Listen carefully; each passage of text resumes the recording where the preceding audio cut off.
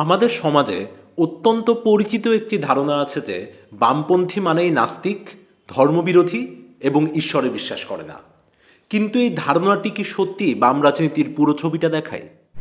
আসলে বাম কোনো ধর্মীয় পরিচয় নয়, এটি একটি রাজনৈতিক অর্থনৈতিক অবস্থান।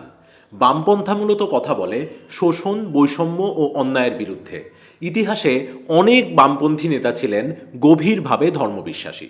লাতিন আমেরিকায় লিবারেশন থিওলজি ছিল খ্রিস্টান ধর্মের ভেতরে থেকেই দরিদ্র মানুষের পক্ষে সমাজতান্ত্রিক রাজনীতি।